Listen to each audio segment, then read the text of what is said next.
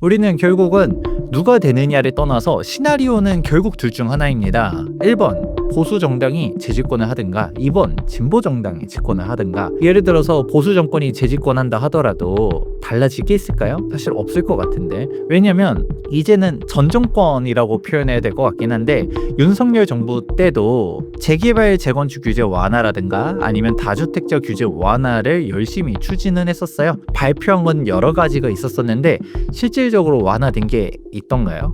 핵심적인 사항들은 하나도 개선된 게 없거든요. 두 번 당해봤으면 세 번째는 사실 속는 사람이 문제가 아닐까라는 생각을 하고 있습니다.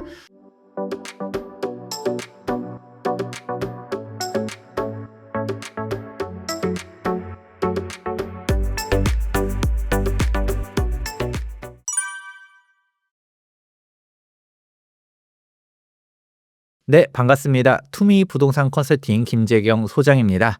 그리고 최근에 시장을 이기는 부동산 투자 원칙이라는 책의 저자이기도 합니다. 반갑습니다.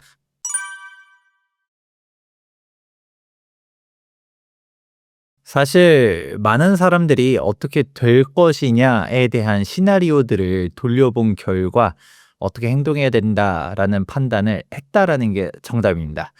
사실 이 얘기를 듣자마자 빠르게 어떤 의미인지 파악하신 분들도 있겠지만 도대체 이게 뭔 말이야 하시는 분들도 있을 수 있거든요. 그럼 제가 한번 거꾸로 질문을 드려봐도 되나 모르겠는데 예를 들어서 우리 PD님께서는 현재 이제 탄핵이 됐잖아요. 그러면 보수 정권 입장에서는 재집권을 하기 유리한 환경이라고 생각하시나요? 아니면 불리하다라고 생각하시나요? 저 좀 현실적으로 지금 시점에 좀 어렵지 않을까라는 생각들을 많이 하는데요. 근데 물론 뭐 투표는 가봐야 아는 거긴 하지만 현재 시점에서는 아무래도 정권 교체 가능성이 커졌다라고 보시는 게 맞습니다. 그런데 어쨌든 간에 꼭 정권 교체라고 얘기하게 되면 어우 막 발끈하시는 분들도 있는데 우리는 지금 정치 얘기를 하는 게 중요한 게 아니라 부동산 투자자잖아요. 그래서 부동산 얘기만 한번 해보도록 해요. 그런데 저희는 이 채널에서 정치 얘기를 하고 싶은 생각이 1도 없거든요. 그냥 부동산에 대해서만 얘기할 것이고 결국 우리는 투자자잖아요. 부동산 시장이 어떻게 될 것인가를 봐야 되는데 우리는 결국은 누가 되느냐를 떠나서 시나리오는 결국 둘 중 하나입니다. 1번 뭐 보수 정당이 재집권을 하든가 2번 진보 정당이 집권을 하든가. 이 두 개 외에 시나리오가 있다라고 말하시면 제가 할 말은 없긴 한데 당연히 둘 중 하나겠죠. 그러면 이 둘 다 어떤 시나리오가 펼쳐질까만 생각하면 답이 나옵니다. 예를 들어서 보수 정권이 재집권한다 하더라도 달라질 게 있을까요? 사실 없을 것 같은데. 왜냐면 이제는 전 정권이라고 표현해야 될 것 같긴 한데 윤석열 정부 때도 재개발 재건축 규제 완화라든가 아니면 다주택자 규제 완화를 열심히 추진은 했었어요. 발표한 건 여러 가지가 있었었는데 실질적으로 완화된 게 있던가요? 핵심적인 사항들은 하나도 개선된 게 없거든요. 왜냐? 대표적으로 국회에서 180석으로 가로막다 보니까 뭐 실질적인 다주택자 규제 완화, 물론 이 다주택자 규제 완화가 옳은지 그른지는 제가 판단하진 않을 겁니다. 여러분이 각자 생각하면 되는데 일단은 그 180석을 장악하셨었던 분들 입장에서는 다주택자 규제는 안 된다. 근데 국회를 장악하고 계신 정당 쪽에서는 아무래도 이제 진보 정당은 다주택자 규제가 옳다라고 생각하는 쪽이다 보니까 규제 완화를 반대해 왔었죠. 그러니까 사실상 현상 유지가 되고 있는 거지 실질적인 완화가 되지는 않았어요. 이미 우리는 전 정권이 어떻게 움직였는지를 알고 있는데 대통령이 다시금 보수 정권으로 재집권을 한다 하더라도 특별하게 달라질 게 있을까라고 생각하면 없을 것 같다.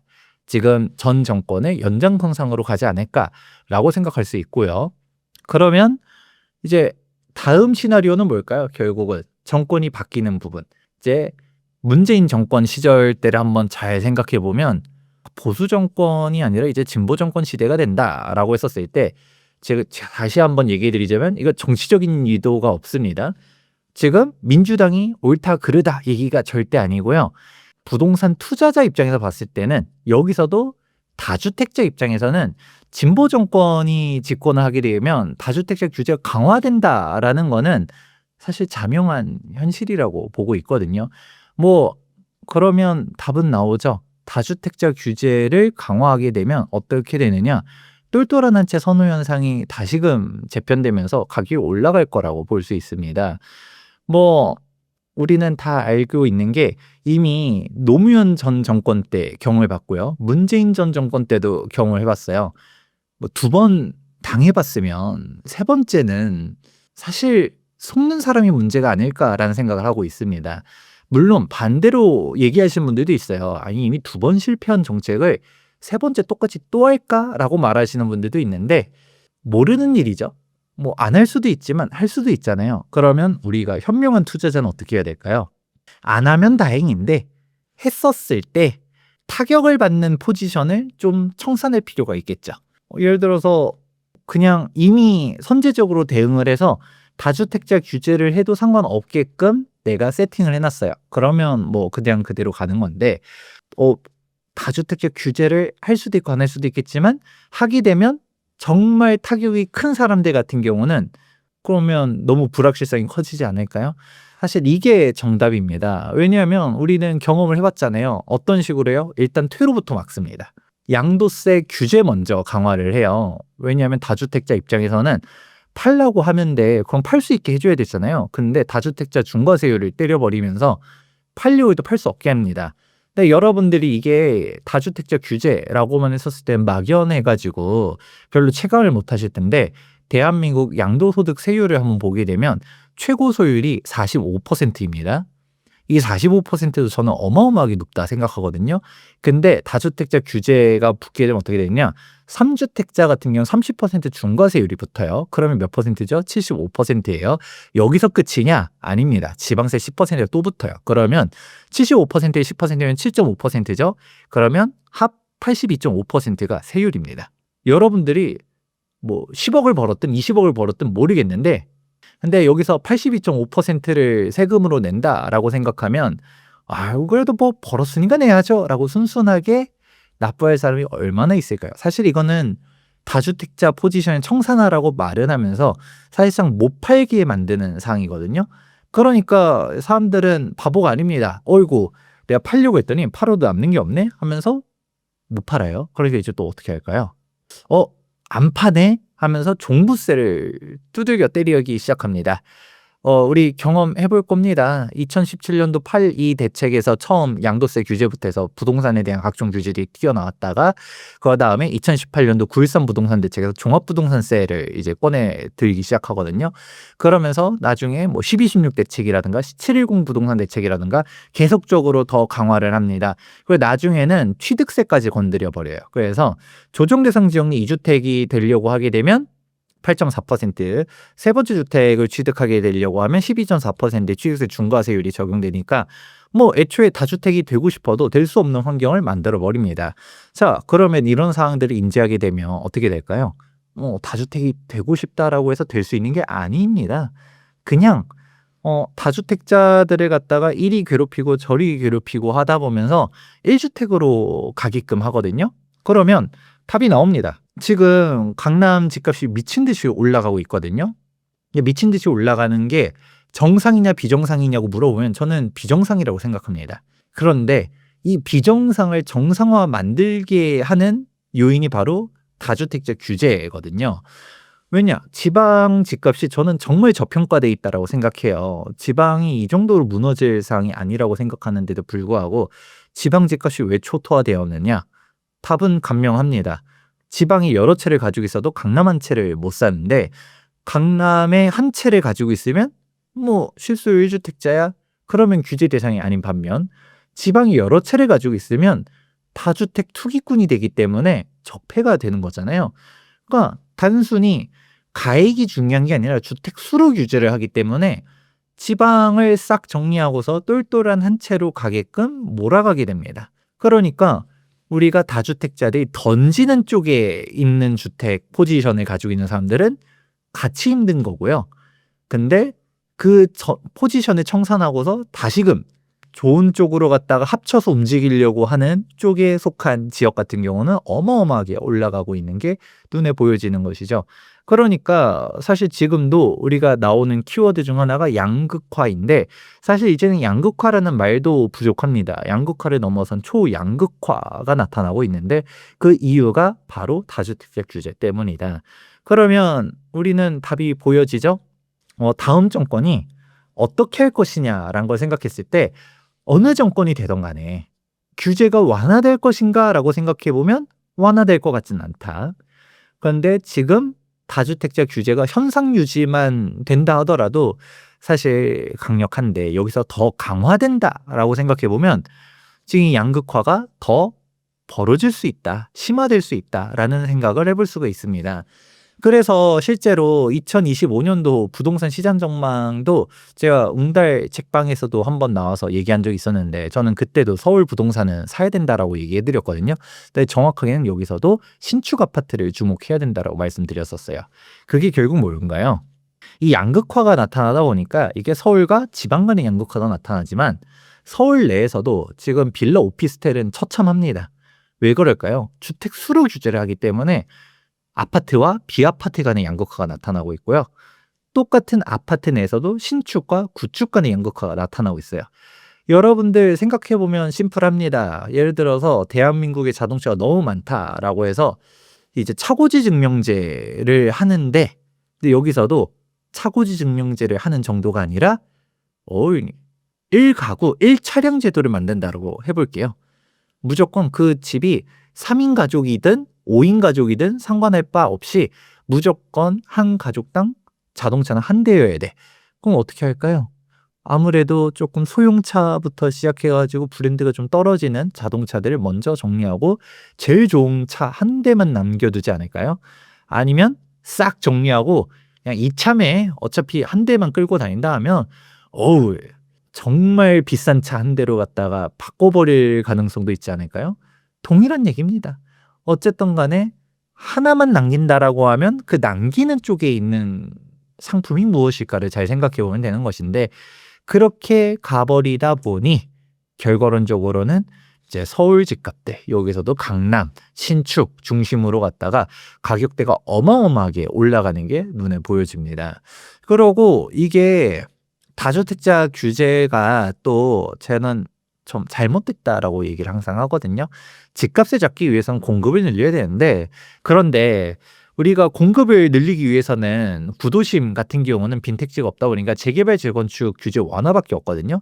그런데 그 높으신 양반들이 이 정답을 알면서도 안 합니다. 왜냐하면 재개발 재건축 규제 완화를 하게 되면 실질적으로 정비 사업이라는 게 시간이 정말 오래 걸립니다. 그래서 내 임기 내에 되는 게 아니라 다다음 정권 때 완성될 가능성이 매우 높거든요.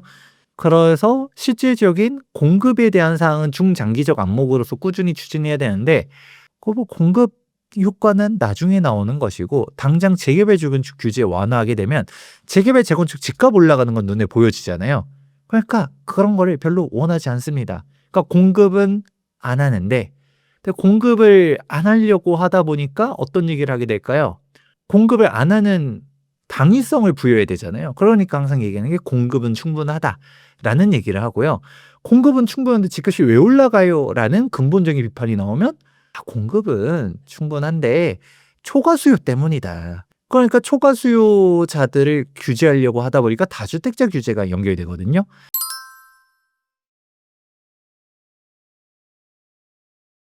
그런데 다주택자 규제를 하다 보니까 어떤 결과가 나올까요?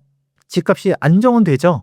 실제로 제가 다주택자 규제 수요 억제 정책은 잘못됐습니다라고 항상 비판해도 누군가는 댓글에다가 저 또 투기꾼 나왔다. 또 저 다주택자들 만들려고 양성하려고 저러는 거다라고 말하는데 아이고 그렇게 얘기하면 저는 할 말은 없고요. 뭐냐? 다주택자 규제를 강화하게 되면 분명 누군가는 집을 팔 겁니다. 그런데 그 파는 주택이 내가 원하는 주택이 아니라는 게 문제죠.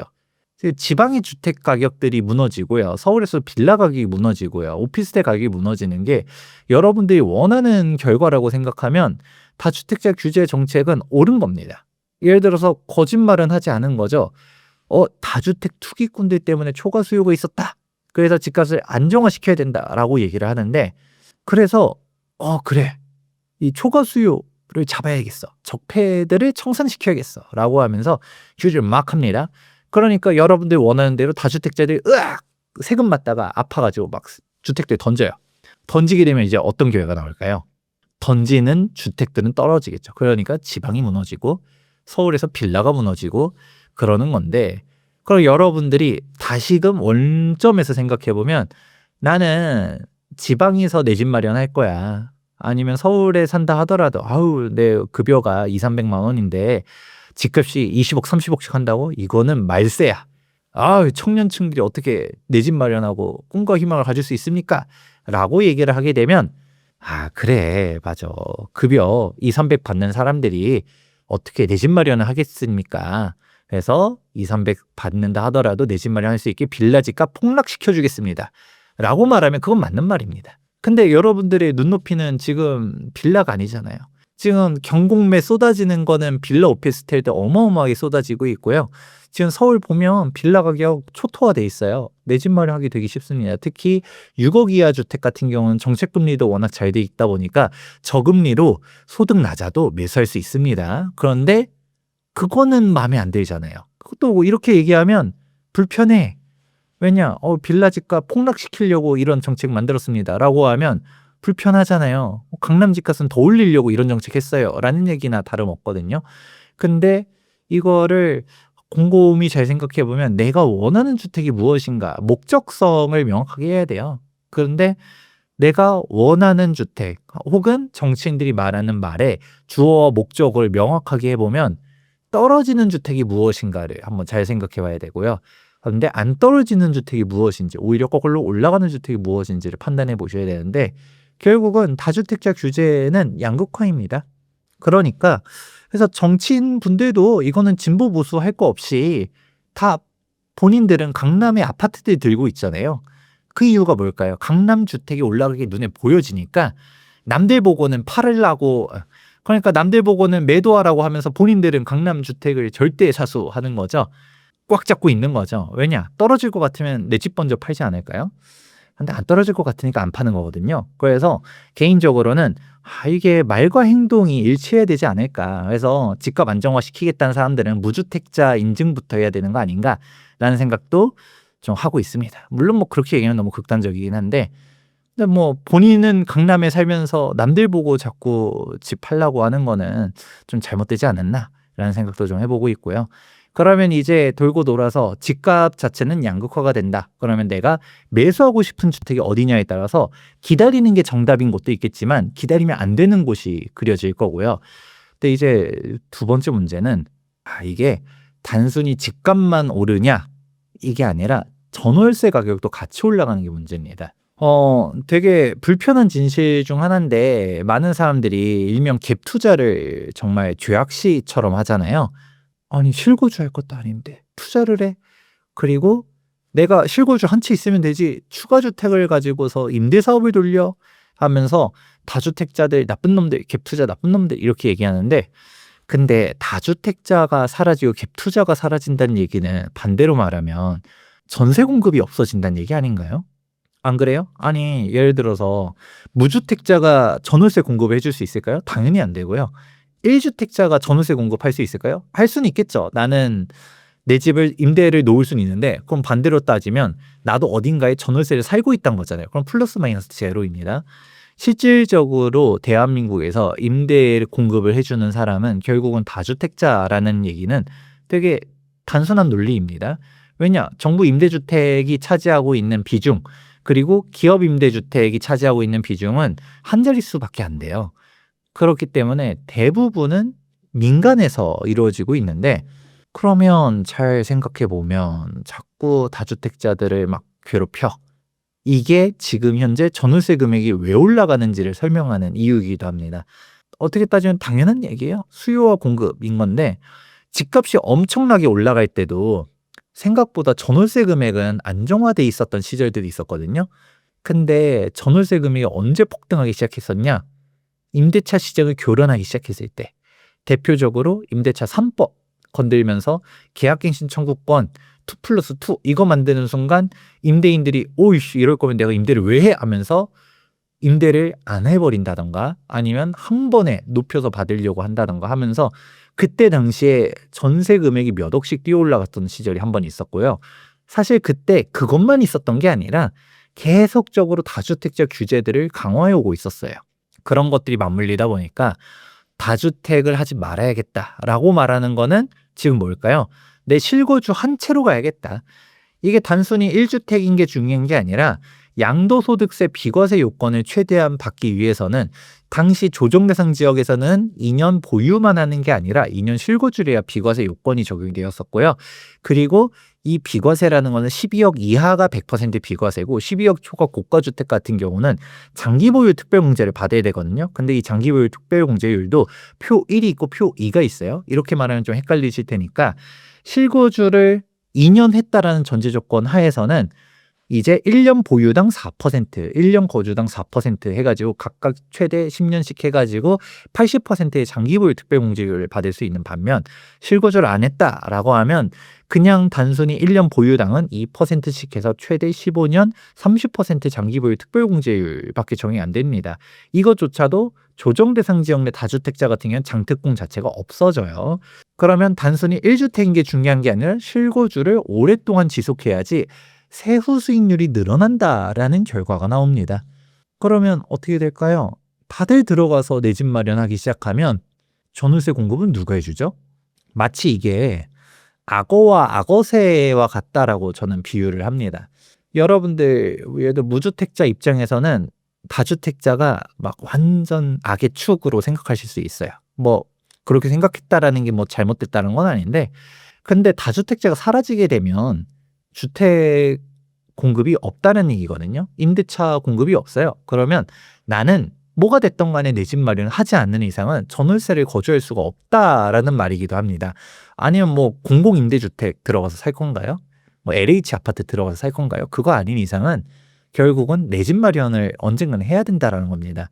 그러면 또 혹자는 그런 얘기 해요. 아니 그래도 그 다주택자들이 집을 팔게 되면 결국은 집값이 떨어지기 때문에 내 집 마련하기 좋아질 것이다 라고 말하거든요.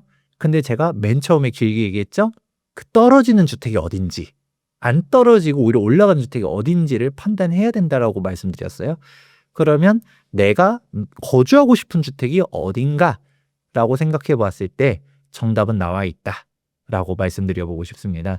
그래서 오히려 저는 이런 얘기를 하는 게 정치적인 의도를 가지고 있는 게 아니라 이런 사항들이 우려된다. 실제로 많은 자산가들이 똘똘한 한 채를 찾아서 강남, 서울로 몰려 들어가고 있다라는 얘기들을 해드리는데 이거는 통계로도 보여집니다.